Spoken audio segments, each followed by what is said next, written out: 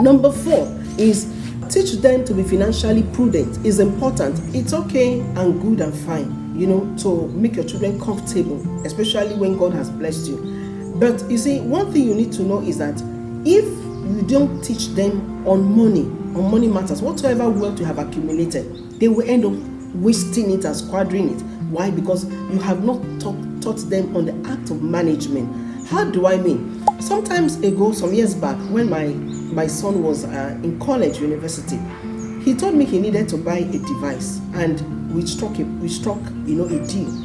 I told him, what happened is, if you are able to save like half of the money you needed to buy the device from the little amount of money the father was sending to him, as if you are able to save some amount of money from the money, I will add up and balance up the money for the device for you. And we struck a deal.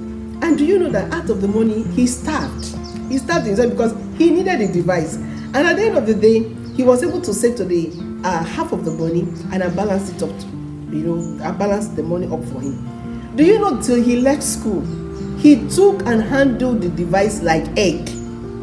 He made use of the device to the point that at the end of the day, when he was tired of the device, there was no crack. Nothing happened to the device. He ended up selling the device more than the amount of money he bought it to get another one. Up till now, he handled his devices carefully. So what I'm trying to say is, learn to teach your children to be financially prudent. That is number 4. Number 5 is, it's important you pray for them. When you pray for them, always alongside with you teaching them, when you pray for them, you bring them under the influence of your prayer. So when they are making choices or they are making decisions, the prayer you have made on their behalf will bring them under the influence, and they don't have a choice than to do what? To come under the influence of your prayer. Number 6 is learn to have what I call talking session with them. How do I mean by talking session? Parents at times believe that they are the only one that could actually talk to their children. But you see, it will shock you that if you give them the opportunity to actually ask you questions, you listen to them, and they ask you questions, it helps you to catch a glimpse of the perspective or the speck at which they are looking at you. And you will be surprised by the time they start telling you certain things about yourself which you don't even know. So in the process of having talking session with them, you listen to them. Okay, how do you feel about this? What do you think about me? How do you feel about this? And they start expressing their mind to you. It helps you to know what they believe. It helps you to know what the thought that has been going on in their minds, and peradventure they are confused. That talking session, you listening to them and them asking you questions, we have to straighten out whatsoever it sounds like confusing to them, so they will not need to actually do what? To listen or to run to a stranger.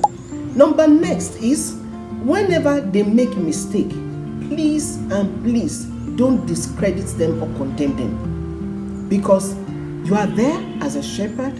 You are there as a tourist guide because they have not been here before, and you've been here ahead of them. There's this story of this young boy of about 8 years old who climbed the tree in their compound, and he climbed the tree to the point of the roof of their house. And long before he knew it, the branch of the tree under his feet gave way, and he quickly put his hand on the next branch ahead of him. So he was left there dangling in the air. While he was dangling in the air, he screamed and shouted for help. Then the mother didn't actually know what happened. The mother came out, and the mother saw him dangling in the air with his 2 hands holding the branch of the tree. And the mother didn't scream. The mother didn't discredit him. The mother didn't tell him, it's your turn today. I've been telling you not to do this. But the mother reassuringly told him to calm down. And the mother told him, he said, just below your left leg, you have a stump there. He said, put your leg there. And she told him where to put the other leg. And gradually, he reassuringly, guided the boy until the boy came down. When the boy got down, the boy didn't say anything. The mother didn't say anything. The mother just went back into her room, and the boy went her way. And went his way. At that point, with that scenario, he has learned a lesson. You don't need to do much talking. He has learned a big lesson. and that lesson will guide him some other times not to make certain mistakes. And now the next point is this, that don't, because your child made a mistake and you are repeatedly every time attacking the child with a mistake because he made a mistake in time past. If you do that, they will not confide in you. If you do that, they will rather prefer either to kind of stomach whatsoever they are going through or run to the hand of a stranger rather than running into your hands. Thank you. God bless you. See you in the next episode. Bye.